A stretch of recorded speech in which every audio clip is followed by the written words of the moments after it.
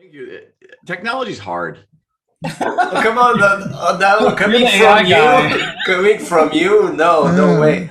If we don't first succeed, try again. I guess if we fail our deeds, try again until we succeed. So I kept sending them links. Just before something like this, or just before a high-powered pitch, all of a sudden your fingers are like thumbs, and windows don't open, and you can't spell. Oh, your internet goes down. Yeah. The worst thing that can happen is this. Oh no. Yeah, that would be the worst I need thing. that app. Well, we have expected. We were not sure what to expect from you, Thomas, today. If a robot was going to show up in your place or not. So we'll see. That would never happen, ever.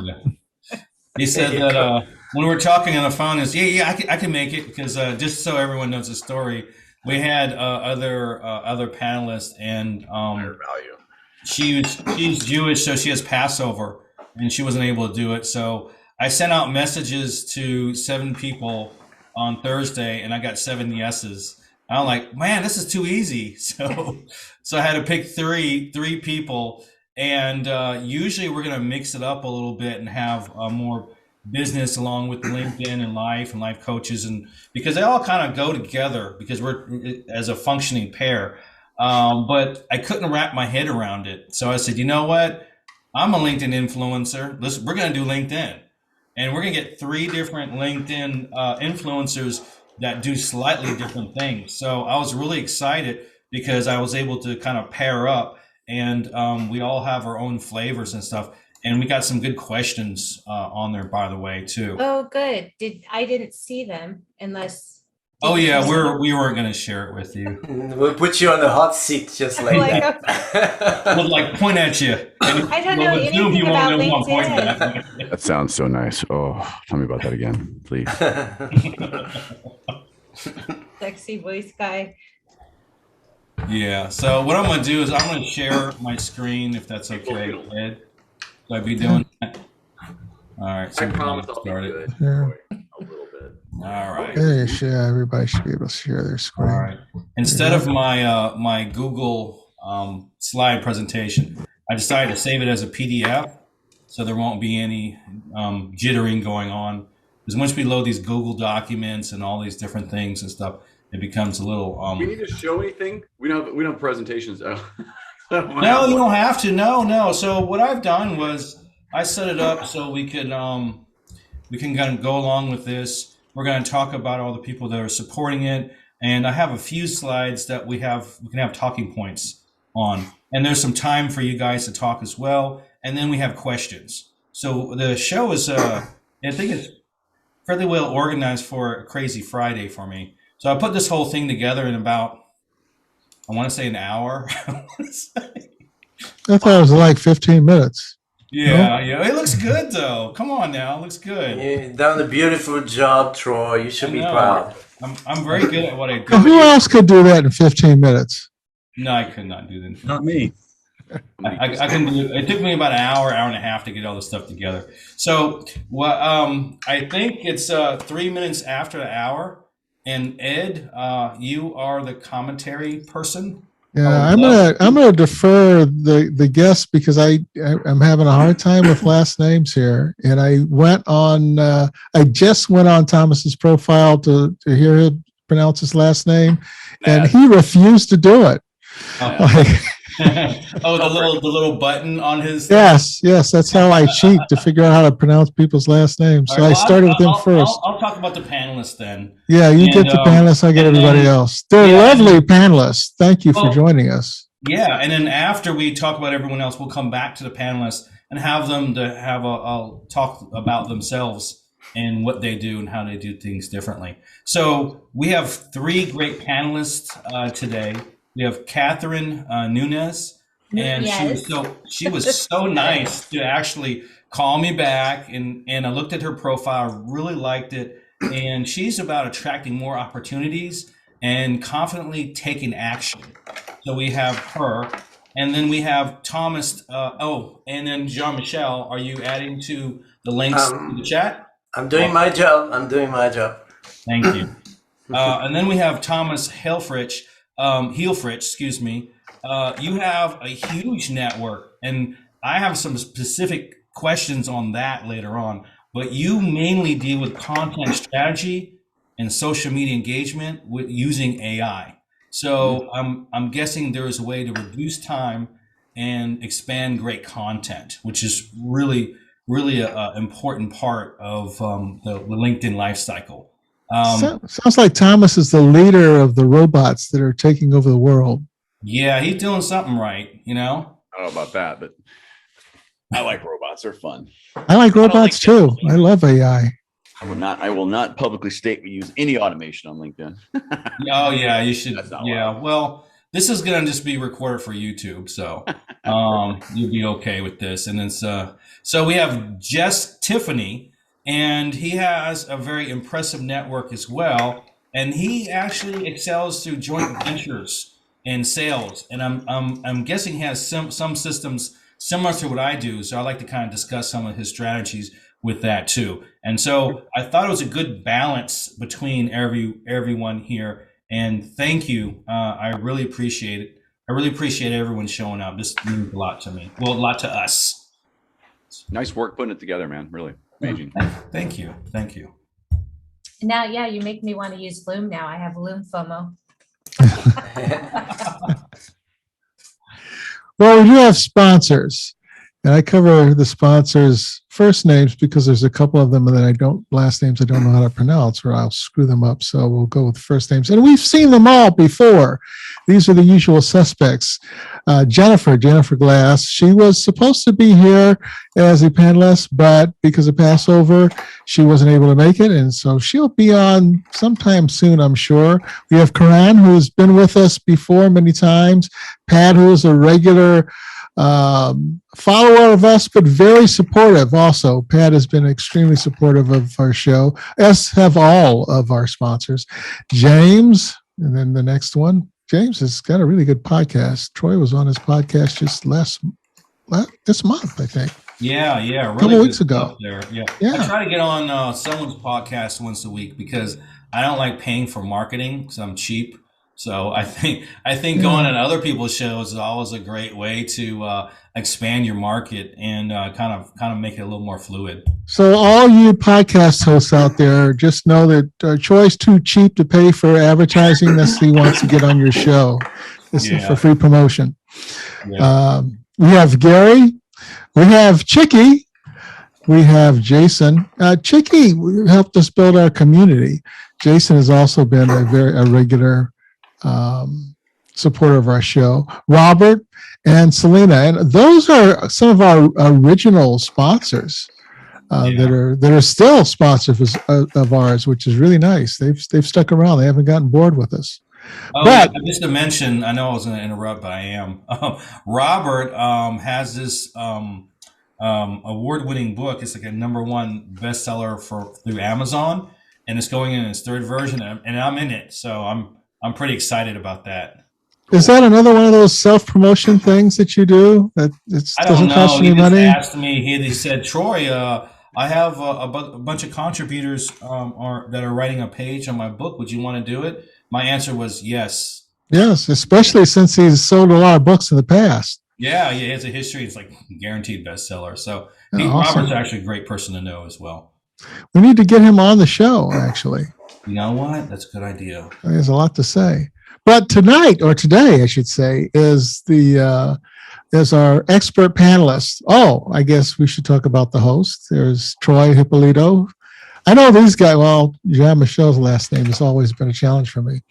We have Troy. We have Jean-Michel, the LinkedIn rocket scientist, the French Texan, and then we have myself, Ed Forto, who hails out of Kalamazoo, Michigan, Mr. Email Deliverability.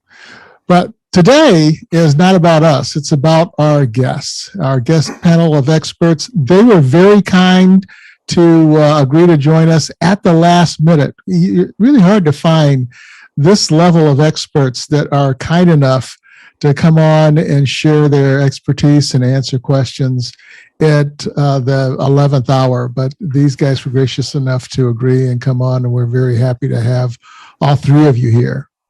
Yeah. So what we're going to do is we'll take a few minutes on each individual, and just so we can hear a little bit about what you do and what makes you tick. And I was wondering, ladies, wondering if Catherine go first, ladies first, if you can give us a little bit, a hint of what you do and how you do it. Absolutely. So thank you so much for needing me last minute. I started my whole speaking career actually with being a substitute. Someone said, I need you on a panel. Would you talk on this? And that's actually what kicked off my entire speaking career. So anytime someone has a cancellation, I would tell somebody, take it and do it and jump right in. So my name's Catherine Nuñez, and I'm the founder of the Social Selling Agency. And my whole goal is to help people understand who they serve, what business problem they solve, and what the outcome of working with them is. And I want to make sure that they can articulate that, and that they can articulate that online through a nice visibility strategy. And my clients are all B2B solopreneurs, and what better place to be than LinkedIn. There you go. That was your cue. LinkedIn. So that is what I do and who I serve. Awesome. Awesome. Can I say that Catherine has a really good camera? You came in so sharp. Would you like to know about my Logitech Brio camera? I think now we know. I want to. Yeah. Did you get yours? I got mine. I got Logitech as well, but I got it from Walmart.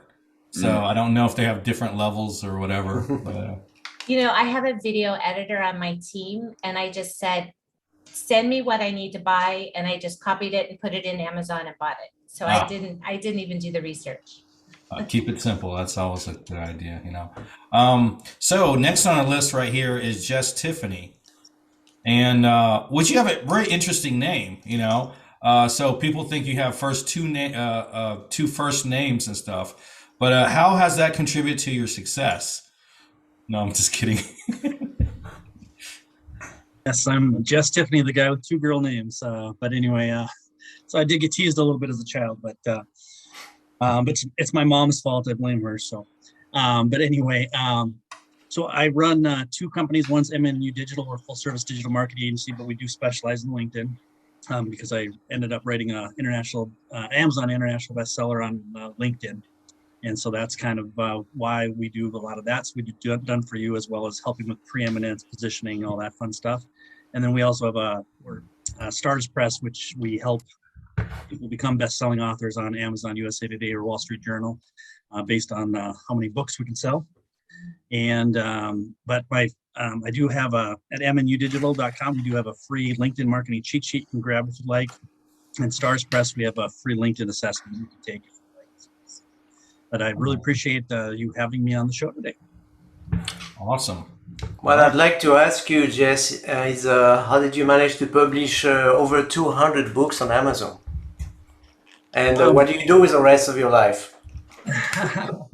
Well, I didn't write 200 books. I just published them. So I can't take credit there for too much of it. All I did was put them online. And we started out with books that were out of copyright, and republishing them, updating them, all that stuff. And then we moved into hiring writers, and then eventually I finally wrote my own as well. So that's kind of how that progression happened. Well, how long did it take you to write your own book, and was it geared towards marketing in general, or was it more specific on the LinkedIn leg? Yeah, that book was specifically about LinkedIn. The first 10,000 connections, and kind of how the process went, how I got that, the thought process behind it, the strategies, all that stuff. Now we're well over 30,000. But that's kind of. But yeah, I cheated though. I always tell people I cheated. I had this software called Dragon Naturally Speaking, and I literally talked my book into existence. I didn't write my book for 2 years that I wanted to write. And then finally I sat down with the software, and I think I had the first 5,000 words done within one day after I. Oh my goodness. You know, smart people are so lazy. Yep. You know, they have this software called Jasper AI. Yeah. Has anyone used that? I saved it on my desktop as a get to it. So no, I haven't used it yet, but it's here. So. Oh, I understand. Yeah, it writes for you now. You don't even have to write your own blogs anymore. Well, that leads into Thomas right there, because he's the AI nerd, and I'm sure that he'll has some information. He has a huge network, and we'll get to his, we'll get to questions on how did you build the network and how do you use it and stuff like that. But tell us a little bit more about yourself, Thomas. Yeah, thanks for having me and the other guests on. I appreciate the opportunity. So Thomas, AI nerd Helfrich. It's I bought it at AInerd.com, I think for $8 on GoDaddy. That's how I went that direction. But what I really kind of solve in a problem that we do at Instarel is it just takes too much time to create content and engage with it. And you're always guessing at the strategy. So we leverage a bit of AI to do content writing plus people. So we use every AI writing tool in the market plus our own access to GPT-3 and GPT-J. But that's Jasper, that's Craftly, that's Hey Friday to AI-Writer, all of them. Because you. Well, I heard of Friday. That's the guy, the computer system on Iron Man, right? That was Jarvis. Jarvis. That's become Jasper, I believe. But AI writing accelerates it, but you do need a human in the loop to finish it. So that's kind of where the technology's at. But after you've written content, you got to engage with it. So there's strategies and there's ways to do that at scale. So I used to be about 30 hours a week in social media, and now I only spend about an hour a week, but I have 24 hours a day, 7 days a week coverage in all social media accounts. And so that's how I've gotten to be able to grow a big network, is because I'm always networking and always engaging. And my call to action is a Calendly. And so I meet with a lot of people from various technologies everywhere. So there's a really more advanced way to network, write content. I do hundreds of post on, and I write for Forbes, Entrepreneur, AI Journal, Swiss Cognitive, a handful of others, and do hundreds of posts, hundreds of articles every month. That's a lot of information to absorb. I'm going to ask you these things again, probably. Totally good. We got an hour. Maybe Awesome. if you say what All of a you sudden said we have 3 times, content we'll pick it up. FOMO, right? Content FOMO. That's gonna be a blog article. You look out. Here it comes. That's a t-shirt. Yeah. It's probably already written with AI. Yeah, Done. that's a whole business in itself, right? On all platforms. Yeah, Right. Yeah. It's very interesting. Well, I'm going to try to find my my presentation again. What happened to it? As I clicked on this, it went away. Technology's hard. They say. There you go. Slides back in there. AI is easy. AV's hard. Let me see. Here you go. All right, and I will share. Try to share my screen again. Probably just read them one question at a time, Troy. Well, what I wanted to do is kind of go through a couple of interesting things that I kind of put up to kind of lead to a conversation, and then we can kind of get to the questions. So I wanted to make sure that everyone kind of knew our audience, and we kind of went from there. So what I'm going to do is I'll go through here. This is something I did. I have a coach. Like, I'm a coach, and coaches hire coaches, right? And that may be a weird thing to say, but if you're a coach, you probably have 1 or 2 coaches. And this is something I put together as kind of a life map. Of course, I didn't finish up the personal stuff, the health, dating, family, all that sort of thing. But a lot of these things are business and life related. I have tracking in here, calendars, CRM. I have a linked CRM, which is an AI tool that Thomas might appreciate. And so these are all tracking things that go along with what's happening on my day. I even have a self-journal, a handwritten journal that I write down so I can kind of block out things. And I noticed that when I use these tools properly, they make my life a lot easier. I think I touched something there.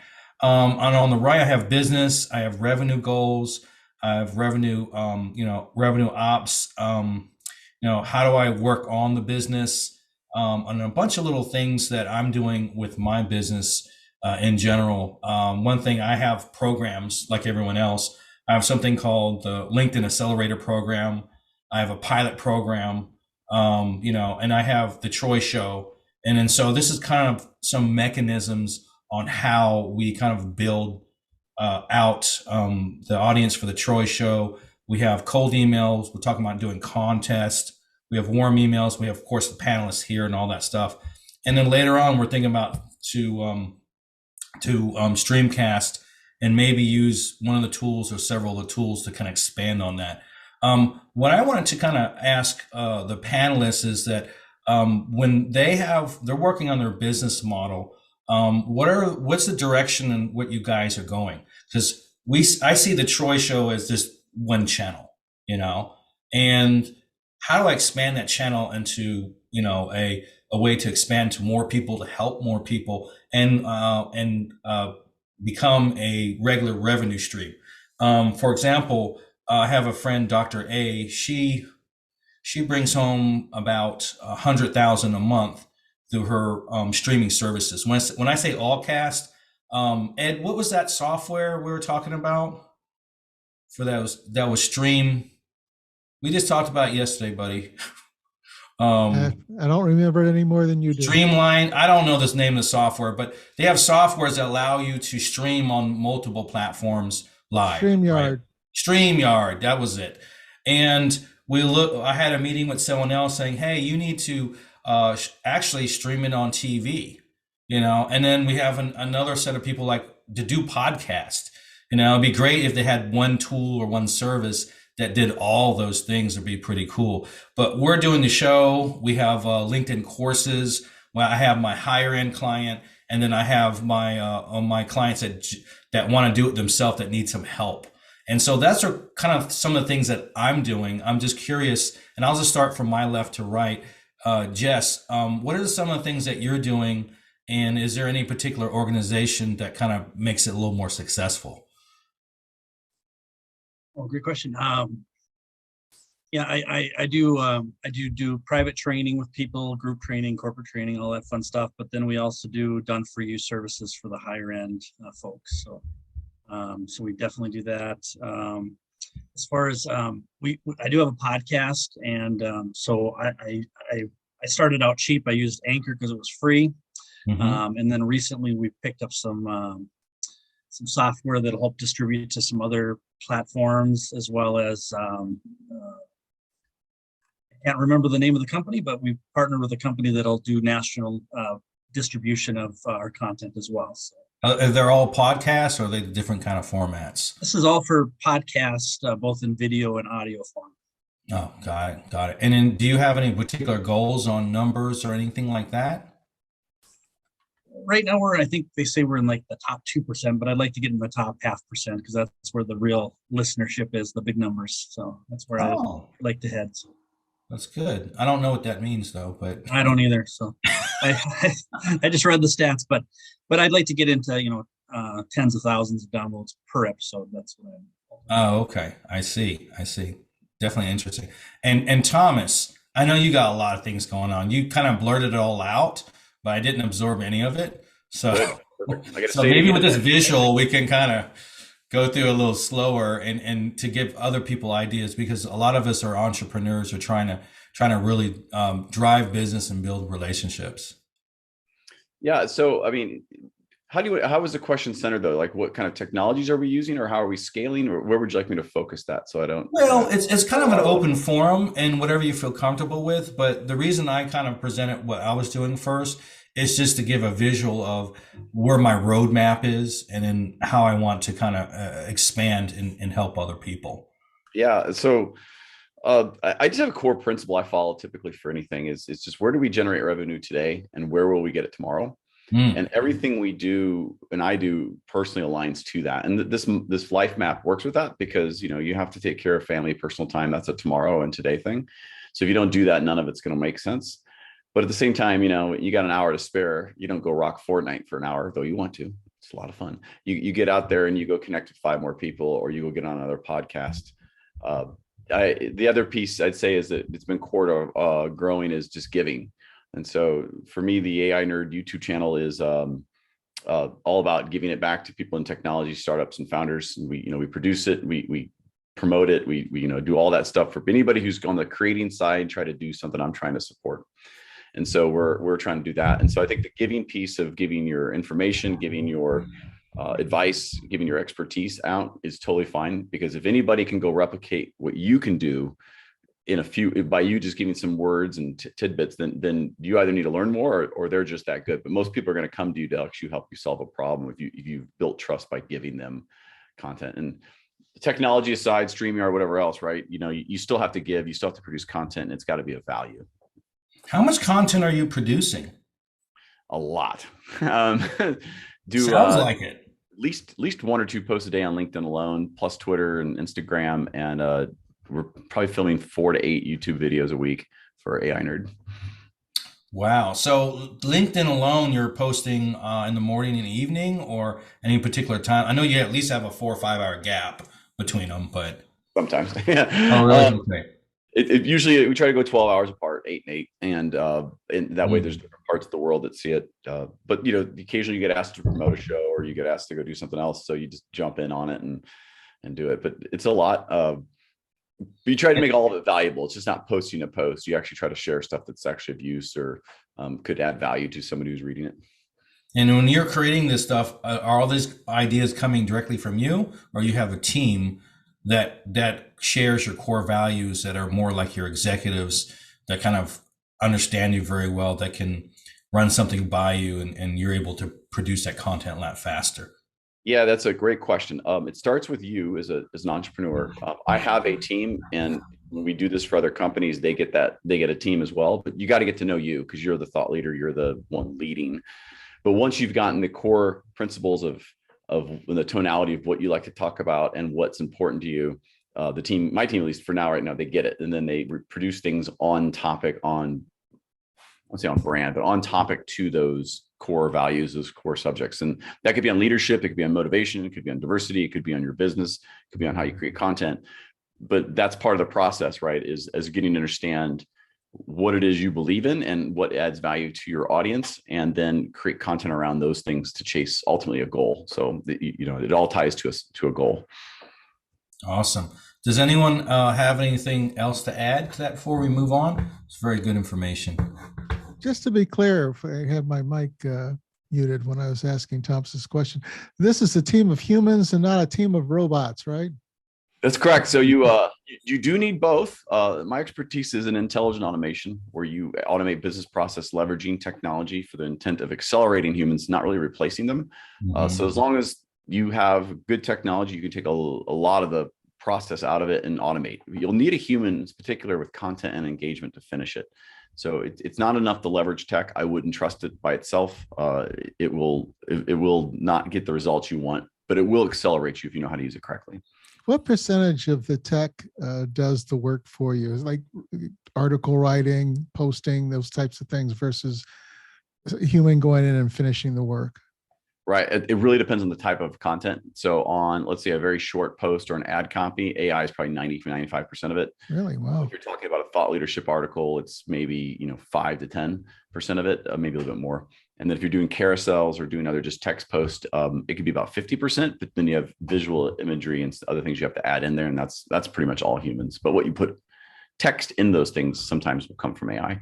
It really just depends. That's why human is needed, because it's not just a cut and dry, 30% of the work's done.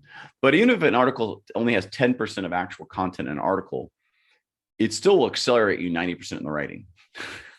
Because it'll help you organize what's trending, what's already out there, what people are talking about. So you could put your points of view against what's already kind of being discussed, and then add maybe 1 or 2 new ones. So just because it's not making it to showtime and content, it does accelerate you quite a bit on learning and organizing. And it really, what it also does is short changes the SEO. So you already know things are trending because the AI will pick it up. And that way, if you write things similar to it, but without plagiarism and things like, those are all part of the technologies you need, right? Plagiarism, Hemingway, to check the quality of the articles. Now you're already on an SEO path without having to pay for SEO. So the AI actually looks at similar content and allows you to produce something with your own spin on it.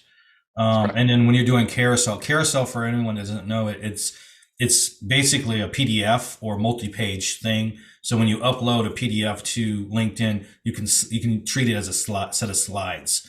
And usually what works really well between 4 and 10 slides or something like that. And you generally have one concept that's broken up between these slides that allows them to kind of easy bits of information to engage with. So yeah, that sounds awesome. So say I use AI and I say, oh, I'm following you and I'm following your content, for example. And so he's having some great content and he's talking about this. And so, well, how do I produce content that kind of counters that or adds to it? And that's what you're talking about, right? Yeah, it'll do that. It'll take more context. So the AI writing tools will take context and try to create new context with it or similar context. Depends on which tool you use. And that's be a whole show on that alone, but the different ones do different things well. And you still will need a human to get in there and make sure the data is up to date. Jasper, doesn't know the last 2 years of what's happened on the internet, right? So it's so you can get some data. Oh, it doesn't. It may be a little bit further down the line now, but when it was called Jarvis, it was 2 years or so out from the latest trending news and things like that. So your data would be coming in old, if you'd say it that way. So that's why you need humans in the loop to kind of validate where the sources come from and make sure that it makes sense. They're not quoting, like, I've seen it quote children's books and you're like, what? That's the weirdest. I mean, it's all about checks and balances, I would imagine. Yeah, no doubt. Awesome. Well, I'll go ahead back to the presentation. Yeah. So let's see here. I think it's Catherine's turn on that question. Oh, Catherine. Oh, I thought I went to left to right. Oh, patient. you know what? The view switched. So, Catherine, my apologies. Well, I didn't know if I wanted to jump in and just interrupt or not. I guess I need to be the big, bold Latina that I really am. Yeah. So, back to your map, definitely working on family journal. I have journals all over the place. I wake up, with my morning routine and write. It's something that I do. And, since we're talking about AI, I love AI as a stimulator to write, but I tend to process my content and my thought process through the art of writing. Mm-hmm. The physical art of writing, just to stimulate things. And then I'll move either into voice to text so that my thought process can flow a little bit. But I have played. So you're talking about physical pen to paper. Physical pen to paper. Mm-hmm. Mm-hmm. That makes sense. I mean, a physical pen to paper, sometimes even when I do a journal exercise, it might be looking at pictures. I do this exercise with my clients a lot. Some people have a block with journaling. They feel like it's a task for them. Mm-hmm. So, I've introduced some ideas of, let's look at some pictures on the internet. What, kind of like a vision board. What does this picture mean to you? So that they can find some inspiration in getting that writing going. But I think that is AI would be a tool for people who feel like they have a brain block for ideas to get things flowing, for sure.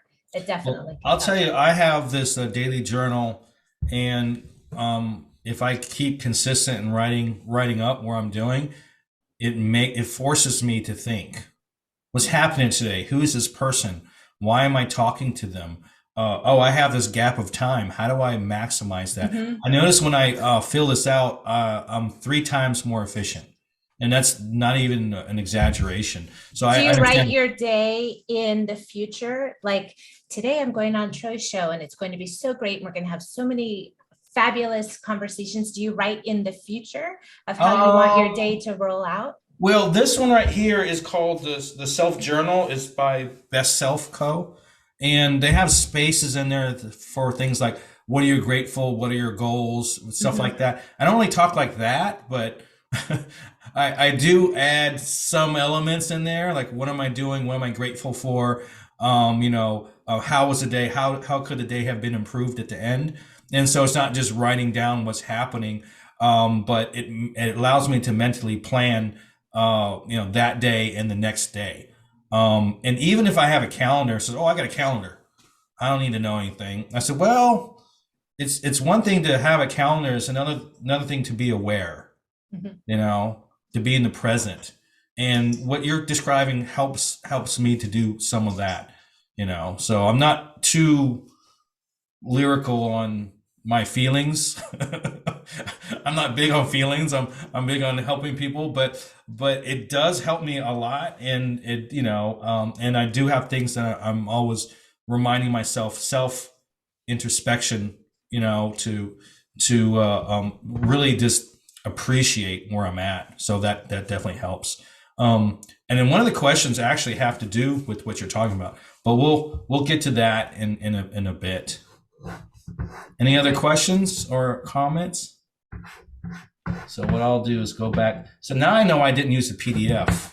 It's a pain in the butt. I gotta find the button again. Here you go.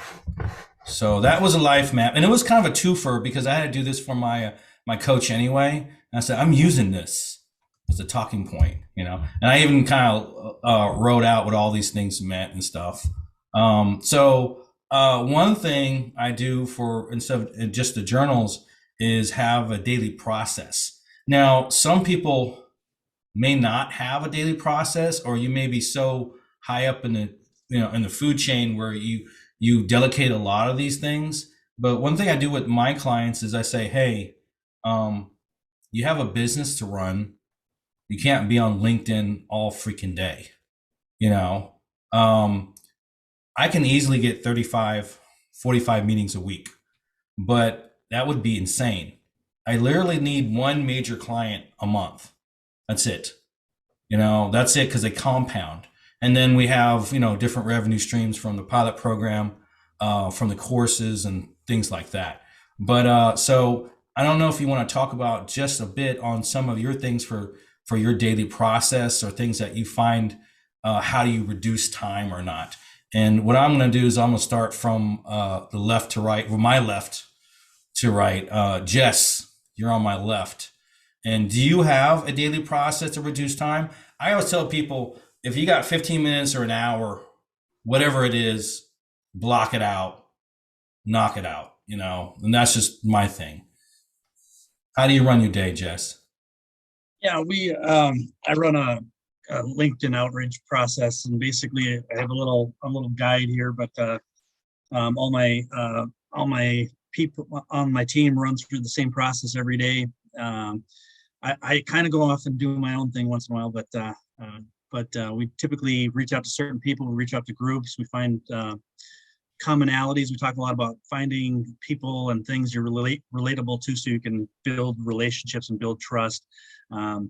If you both like the same sport team, or you both went to the same college, or you're both, whatever, try to find things in common with people if you can, so you can relate to them and have a good conversation, and have more things to talk about. So, but we definitely have a process. We go through a certain amount of, we talk to, comments we make, groups we go into, and start conversations, all those things.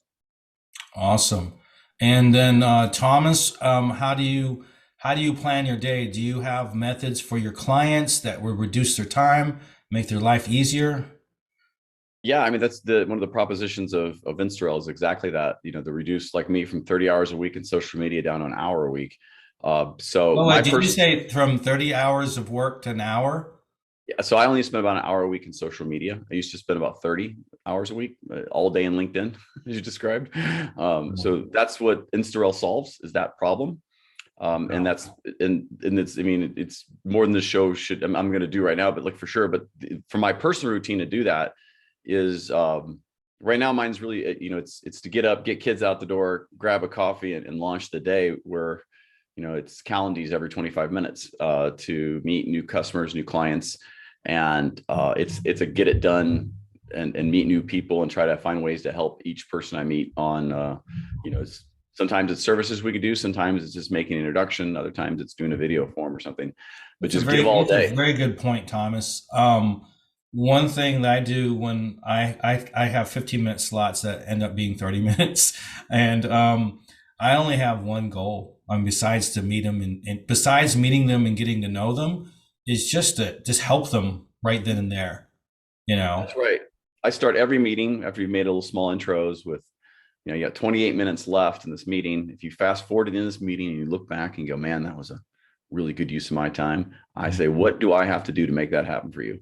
And I lead every meeting with that. And except this one, of course, because it's your meeting. But if it was my meeting, I would have done that. But I messed up. Huh? That's what you're saying. Okay. You start doing it. Steal it. It's all yours. I think I stole it from somebody else. But the point is, I really do mean that, because that way it focuses the meeting immediately on what they want to learn or what they want to talk about. It also helps me catch up, because sometimes I have no idea why I'm meeting this person. Which is I do a 5-minute prep when I can, if I don't the meetings don't overlap, to kind of a refresh. But yeah, definitely. Coffee's important. Yeah, I love the smell of coffee. The taste is like dirt water, so I don't really. Unfortunately, I like Mountain Dew, which is the worst thing you can ever have, but I don't care. That's my sin for now, but oh well, I'll be okay. And Catherine, how do you organize your day? And well, if we're just speaking about the daily process for LinkedIn, I'm a big time blocker, huge time blocker. So my day is time blocked from sometimes at 4 a.m. Primarily starting at 5:30 till 5:30. And I offload a lot of work onto my assistant for the things that have to happen every day on LinkedIn for us. Repeatable processes. So you have an SOP, service operating procedures? I have SOPs for everything that they do. Awesome. And it starts with me doing it, and I do a Loom video, and then I transcribe it with AI, and then I edit it, and then I put it in a library, and then I have a spreadsheet, and each SOP has its own link to its own document. Yeah, awesome.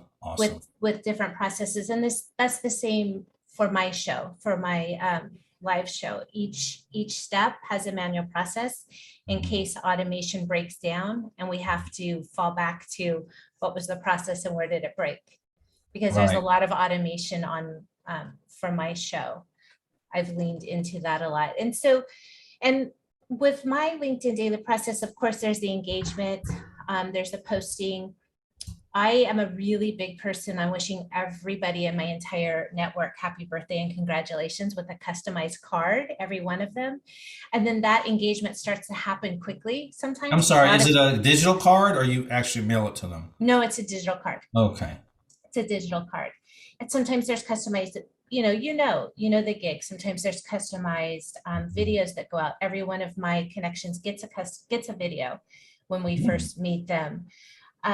So you're giving me ideas. A lot of people say happy birthday and send a message. You're sending a card. My thing is to do a video, to do a welcome video. Like I do welcome videos when people connect with me. I do both. I'm sorry? I do both.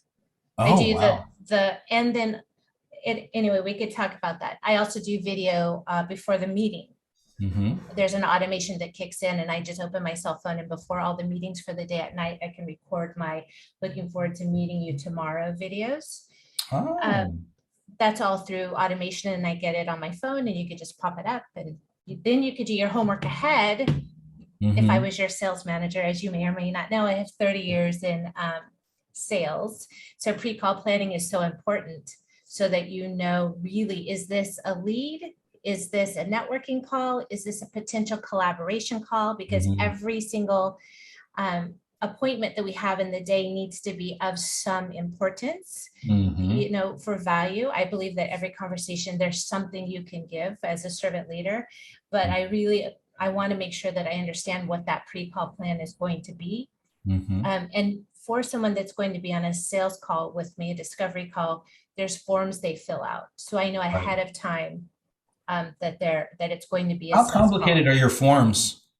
They're complicated. They are?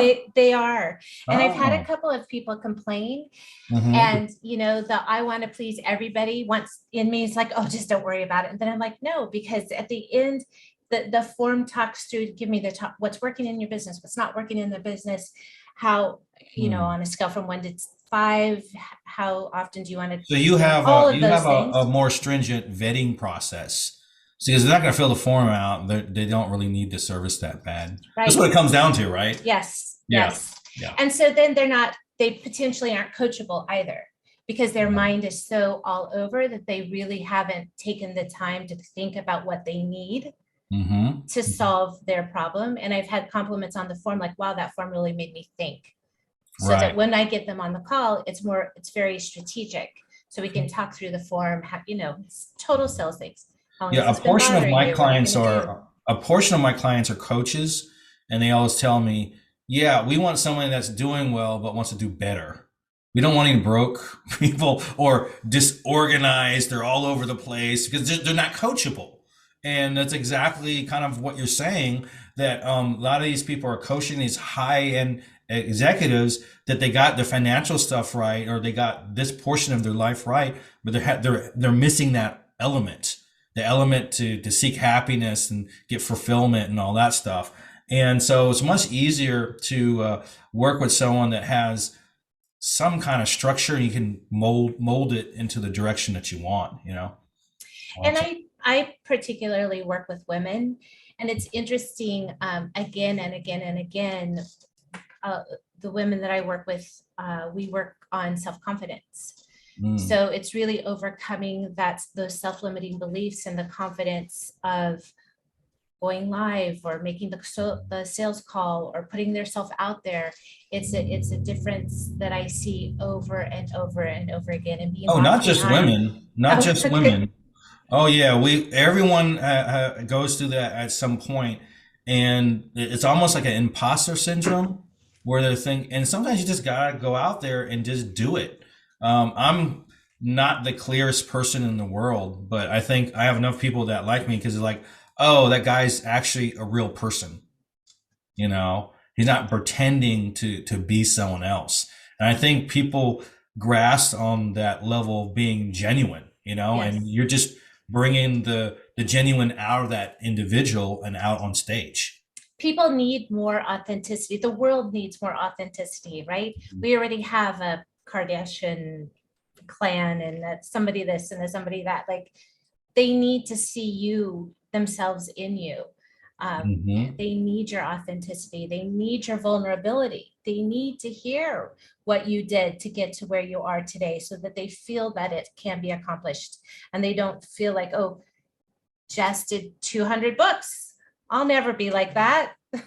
I'll never be able to do that. I can't. AI, it's overwhelming. The tech is too overwhelming. So it's interesting. Sometimes we overcomplicate a lot of things instead of just taking that first step. Forget about the tech. I don't care which tech you use, just do it. When I bring a client on, typically the first thing we revisit is the profile. And it's not just SEO for Google and LinkedIn, but it's branding. It's a lot of visual, and it's the story. That story is so important, and that's when people, they say that LinkedIn is 70% visual, and they say, well, why am I going to spend all my time on the story? I said, because that's where your buyers are at. Those are the ones that find you interesting first and get past the visual. So, okay, let me just dig a little deeper into his about section and some of the things he's doing. That's an opportunity to be authentic. And just what you said, I'm able to see myself in that person, an aspect of myself. I can relate to that person. So being authentic doesn't just include meetings, it includes your entire presence, But it goes back to the cliche, and I know everybody should just go off. It's a free for all now. But the know, like, and trust factor, it to be cliche. How can someone really know you unless they understand some of those stories that made you who you are today? Otherwise, you're just a regurgitated post on LinkedIn without a story that helps them emotionally connect to you. And that's our goal, right? For engagement, is an emotional connection. Yeah, and I also think 80% of the decisions to do business is all emotionally based. It's like, you can have all the facts in the world, like, faxing me to death, I kind of like this person, and I think this person would do things the right way or help me out, help me get where I need to go. I always say it's a litmus test. That little litmus thing that you check for the acidic thing. I don't know if everyone knows what that is or not. the litmus test that I tell my clients is, would this person go out and have a drink with you? Like, really, would they? Because if they would, you're in a good spot.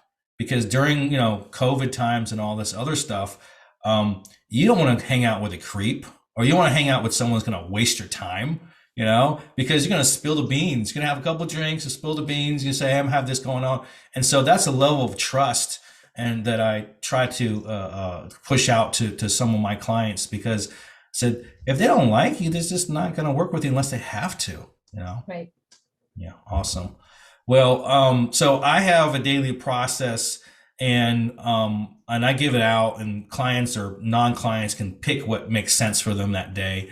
And it's all about reducing time and again, being authentic on that stuff. And so I think these 3 areas, we pretty much covered this, and we'll kind of move on from it. But there's lots of different things that go together. But I always feel like in my mind, is on the left, we have all this content stuff that Thomas is talking about, right? And on the right, we have the outreach, which I'm sure Jess has a lot of systems that do the outreach. And then we have the etiquette and passion, which Catherine is really what you're talking about. And if you have the ability, and some things could be bigger and smaller, whatever works for you. But I feel like these are the main 3 elements that allow you to have your unique kind of selling point, I don't even know I don't think unique selling point is the right word. I just couldn't come up with a better word, but you kind of want to be in the middle, and so they just don't check off boxes. They see you kind of in the omnipresence. They think about you. They see you on LinkedIn. People are talking about you. They may see an email or message go out, or a video, whatever it is, and you're always top of mind. And it's always pleasant thoughts. So that's kind of why I put this together. I don't know if we want to touch base on this at all, but I think I'm kicking a dead horse, but I'll move on from this unless we have something to talk about. I guess we won't, because there's more information. I forgot I did this slide. But wait. There's more. So under etiquette and passion, that includes like physical things like networking, going on some of these, these Zooms that are a lot of people on there, physical networking. That's one big thing that I enjoy that I haven't been, we haven't been able to do as often. And then always coming from a place of service. I got that from Jean-Michel. Did he drop off? Is he still on? Because I haven't heard a word from him. Usually he'll butt in right about now. So I try, but you just chatty. You're not letting anyone else talk. I do talk a lot. So usually you chime in when I say coming from the place of service, because I got that line from you, Jean-Michel. Okay, we'll move on. So we got content, and content includes posts and articles. Things that actually provide value, what Tom was talking about. What's interest, and how can you have some, not just counter arguments, also additional information that kind of launches off other ideas, engaging with the response, and it's all, Thomas talking about all strategy driven.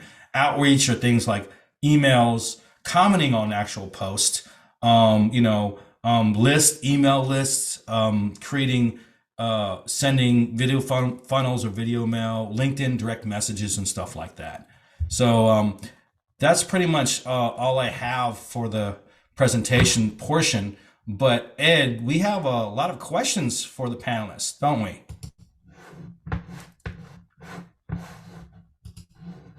There it is. My mic is on now.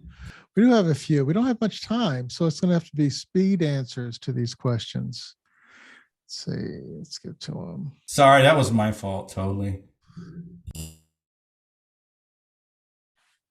I'll renew this just in case there are any new questions.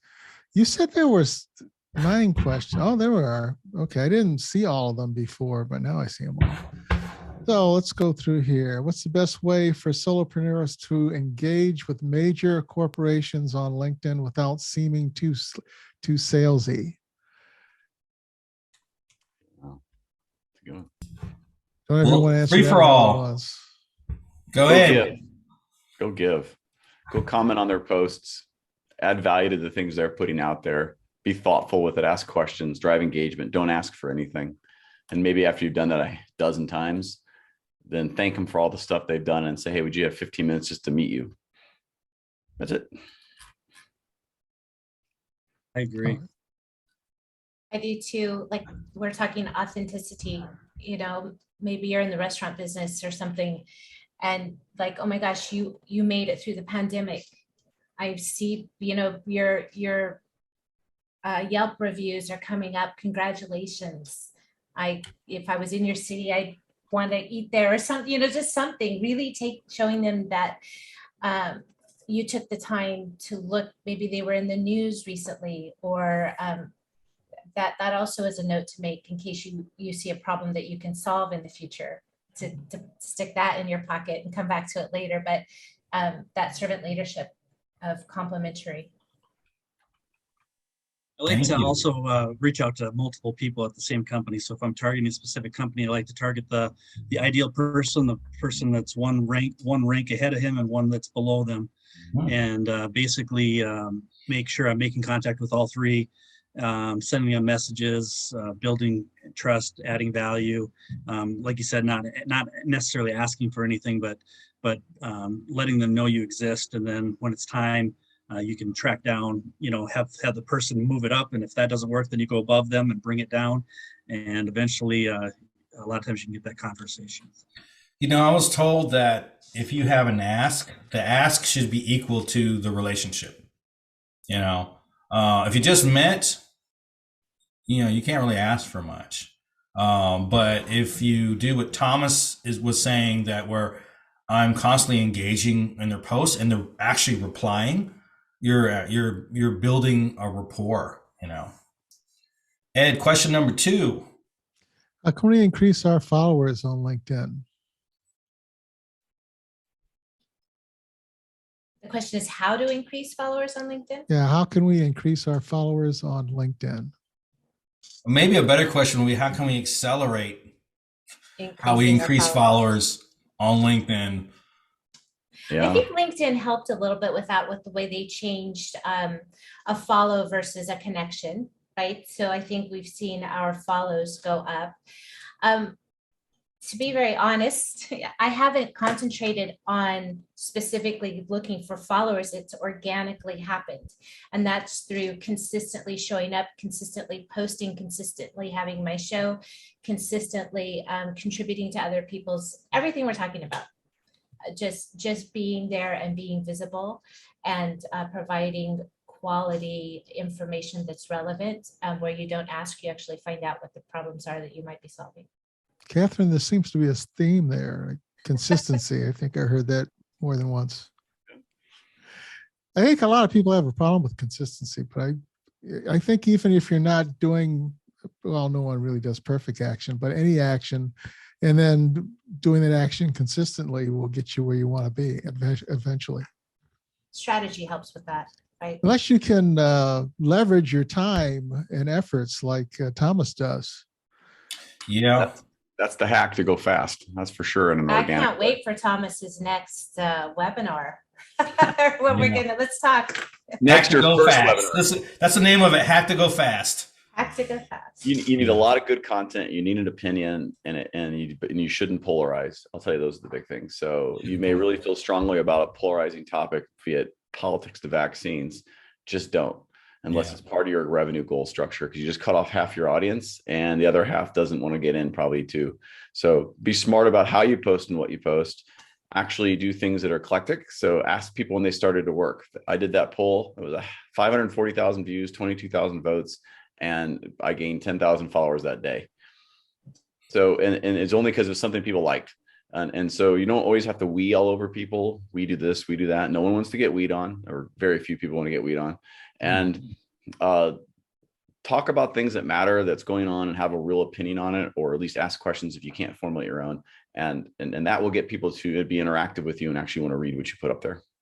That'll accelerate it for sure. Imagine that you having a lot of followers help you in part of the acceleration process of people being aware. People will tend to follow people who have more followers. That's a standard That's just a phenomenon, or it is. But if you're over 20,000, 30,000 followers, you'll certainly get followed more often. But to get to there or anything else, I mean, are all 165,000 or so good? I don't know. Would I rather have 30,000 of the absolute premium, perfect candidate for me? Yeah. But it doesn't work that way. So you just try to, cater to as much as you can. So be consistent, have an opinion, make it count. Yeah, I certainly would encourage people to follow Thomas and look at his posts and learn things from him, because he's clearly doing things right. Definitely. Yeah. I think question number 3 is kind of the same thing. So number 4 is, what is it, Ed? How can we be sought after? How can we be a sought after brand on LinkedIn? And I think we sort of answered that. Being authentic, having a level of consistency. I want to just say something to Thomas's point, but since I deal with solopreneurs on a smaller level, while you don't want to be polarizing, you still need, as a personal brand, a company that's built off your personal brand, you've got to stand for something.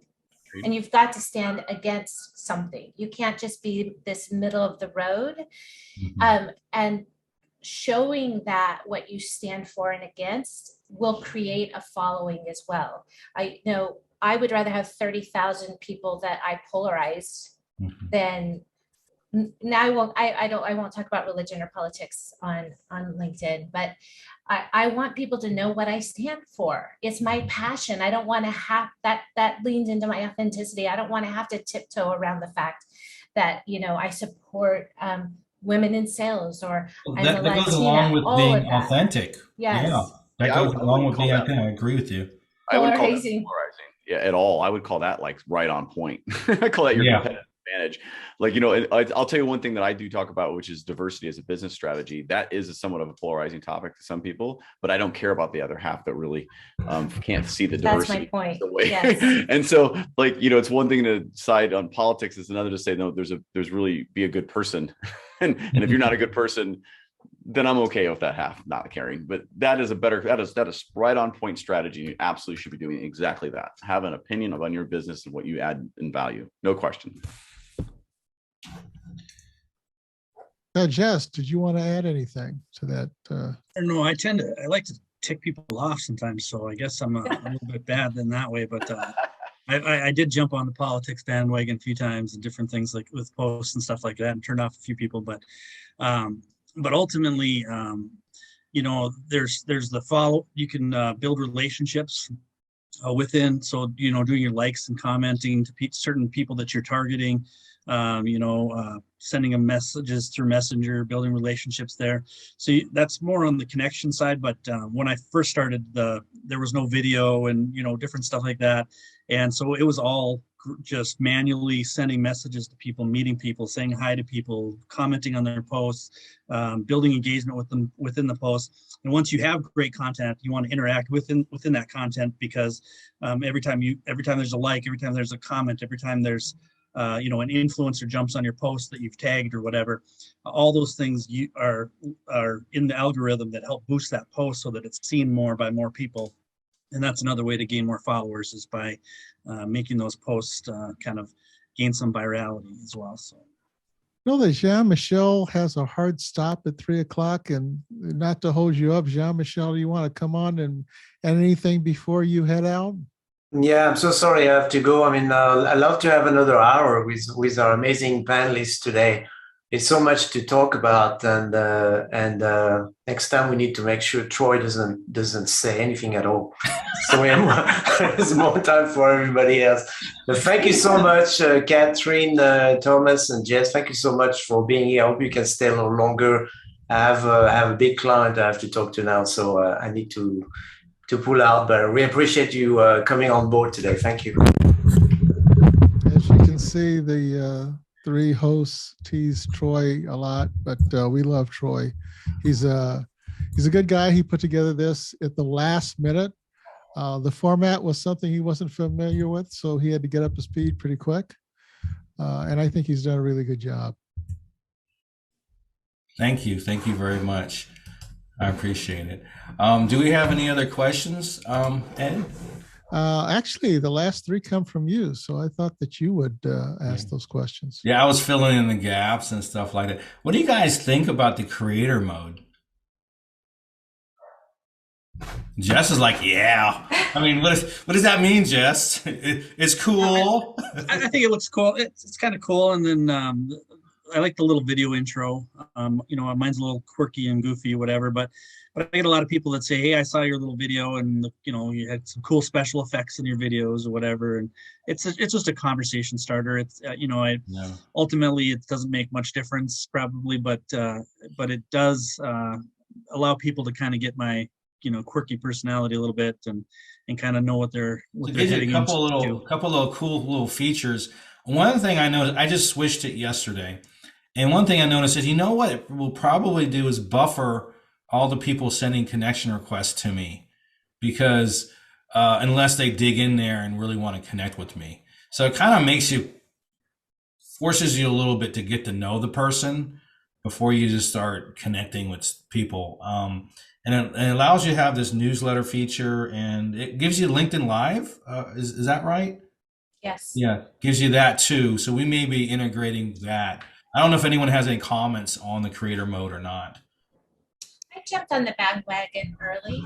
I like, Jess's brand is showing through with his comments, right?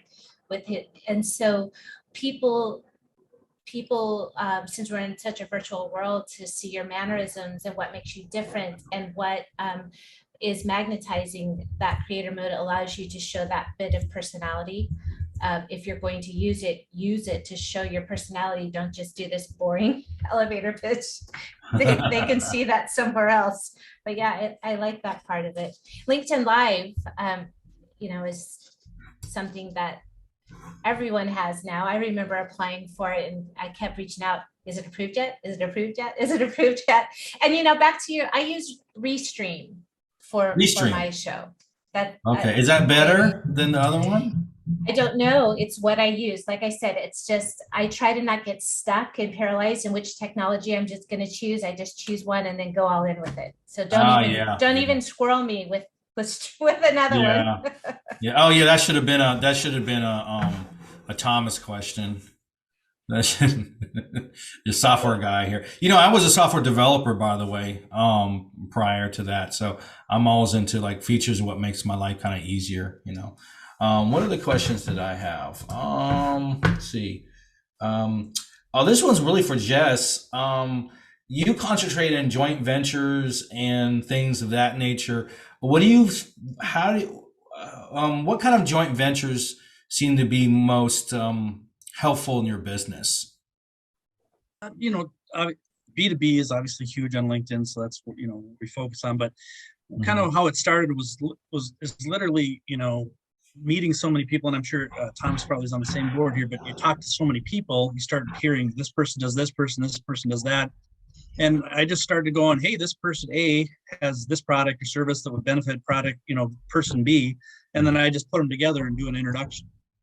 Oh. And then over time, that kind of morphed into, well, gosh, I could, facilitate some sort of, deal in between and make some money doing this too. So during your connection process or helping people, you were connecting the dots. Yeah.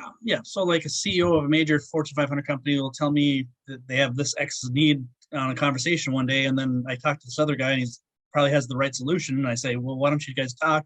And then we put a little piece of paper in between that says, hey, if there's some money generated, you'd be happy to tip me, type thing. It's kind of, it's kind of casual to start with, but then, eventually, I think it's David Meltzer that talks about it's kind of like a gentleman's agreement contract or whatever. Basically, just hey, if you put the right people together in front of you, that. And then I started doing it for service.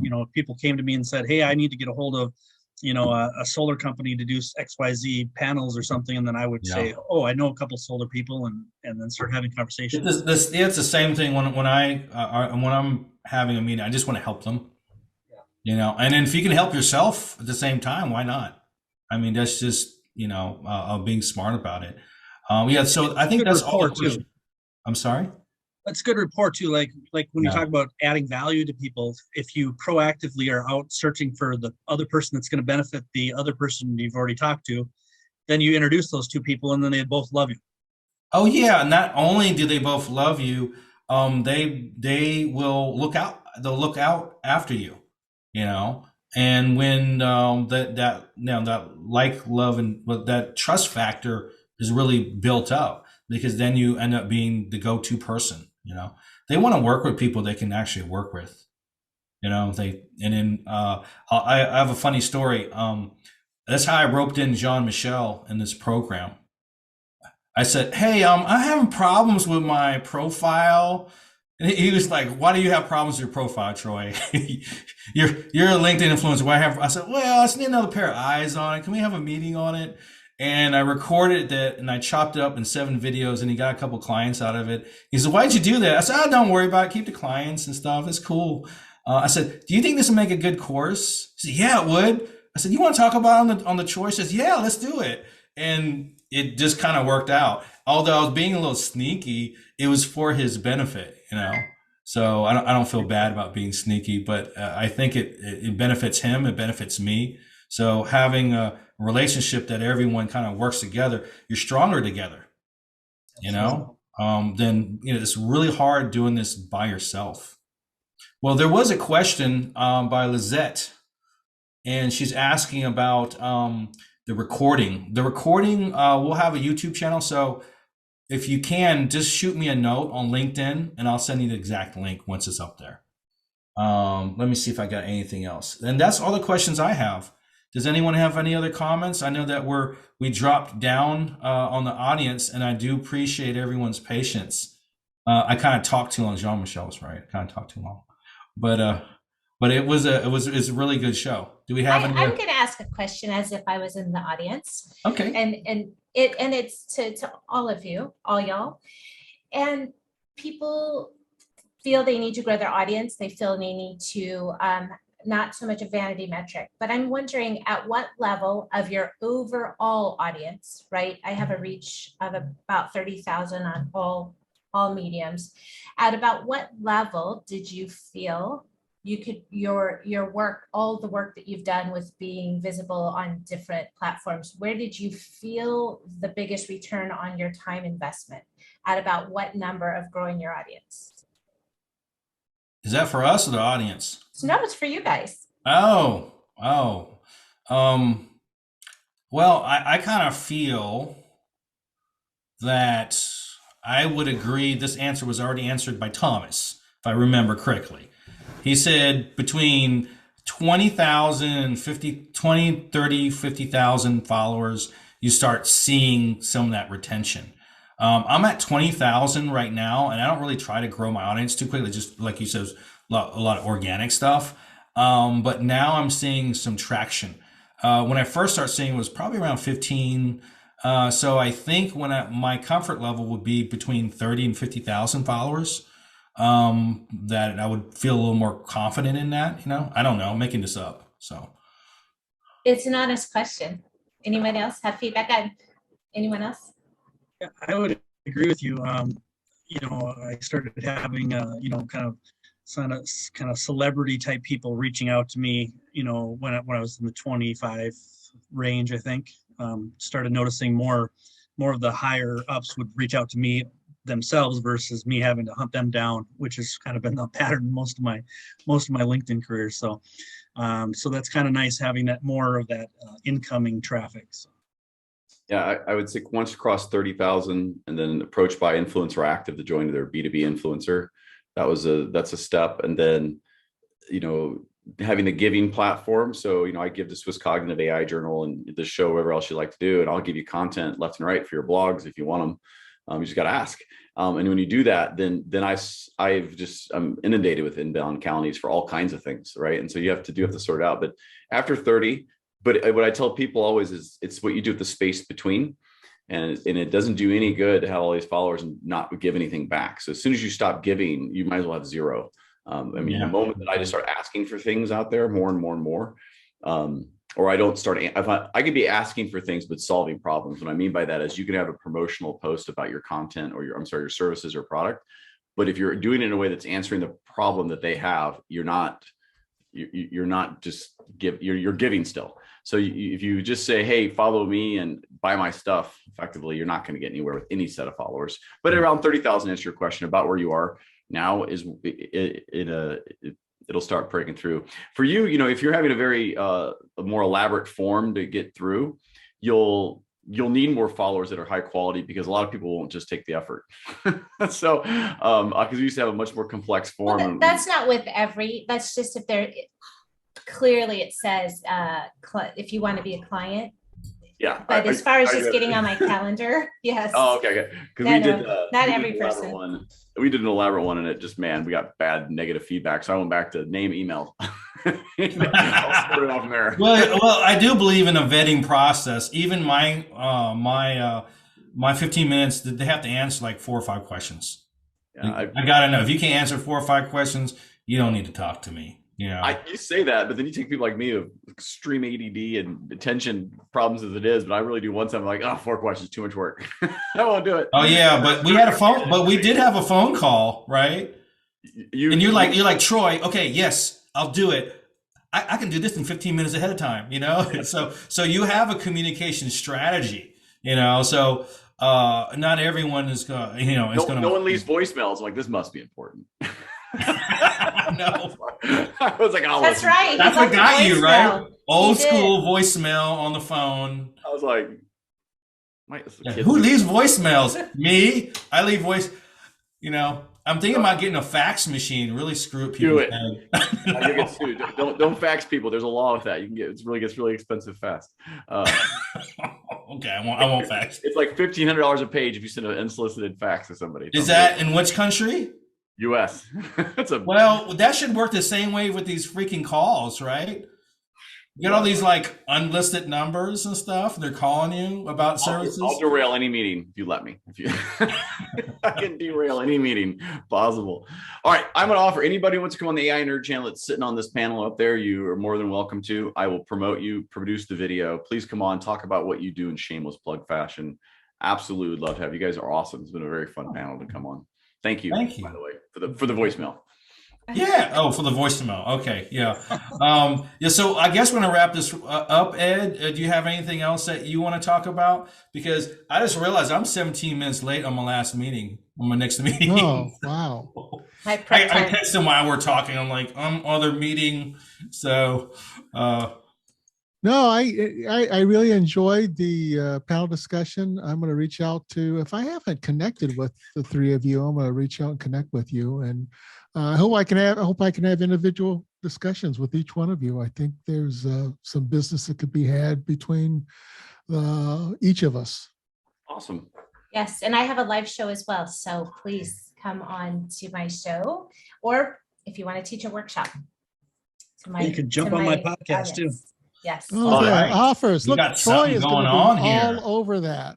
Collaboration. Thank you. All right. We'll close this out. Thank you, everyone. I appreciate it. Bye. Take care, everyone. Thank you.